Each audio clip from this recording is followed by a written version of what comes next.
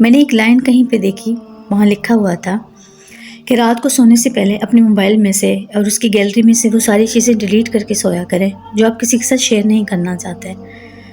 میں تو کہتی ہوں کہ رات کو سونے سے پہلے آپ اپنے دلوں کو صاف کر کے سویا کریں۔ اگر کوئی ناراض ہے تو اس سے معافی مانگ لیں، اگر آپ کسی سے ناراض ہیں تو اس سے معاف کر کے سویا کریں، کیونکہ اگر ہمارے موبائل میں وہ چیزیں رہ بھی گئیں جو ہم کسی کے ساتھ شیئر نہیں کرنا چاہتے اور کوئی دیکھ بھی لے تو اس سے شاید ہماری ذات کو اتنا فرق نہ پڑے جتنا اس بات سے پڑتا ہے کہ اگر ہمارے دلوں میں کسی کے لیے ناراضگی ہوئی، کوئی ہم سے ناراض ہوا یا کوئی ہماری وجہ سے دکھی ہوا اور ہم اسی حالت میں مر گئے تو پھر ہم اللہ کو کیا جواب دیں گے؟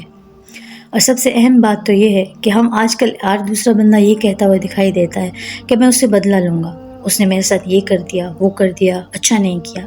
دیکھیں، بدلہ لینا کسی چیز کا حل نہیں ہے۔ اللہ پاک درگزر کرنے والوں کو بہت پسند فرماتا ہے۔ ایک حدیث کا مفہوم ہے کہ مسجد نبوی میں آپ صلی اللہ علیہ وسلم موجود تھے، بیٹھے ہوئے تھے، اور سب صحابہ کرام بھی وہاں پہ موجود تھے۔ تو آپ صلی اللہ علیہ وسلم نے اپنے صحابہ سے پوچھا کہ اے میرے صحابہ، آپ کو اپنی زندگی کی کتنی امید ہے کہ آپ کتنا جئیں گے؟ ایک ہمارے صحابی نے جواب دیا 4 دن، دوسرے صحابی نے کہا 3 دن، کسی نے کہا 1 دن۔ تو اللہ کے نبی بڑے حیران ہوئے اور انہوں نے کہا کہ کمال ہے، تم لوگوں نے اتنی لمبی لمبی امیدیں باندھ رکھی ہیں، مجھے تو اس بات کا بھی بھروسہ نہیں ہے کہ جو سانس اندر جا رہی ہے وہ باہر آئے گی کہ نہیں۔ جب ایک سانس کا بھی بھروسہ نہیں ہے تو پھر بدلہ کس چیز کا، نفرتیں کس چیز کی؟ تو اس لیے کوشش کریں کہ درگزر فرمائیں، کسی اور کے لیے نہیں، اللہ کی رضا کے لیے۔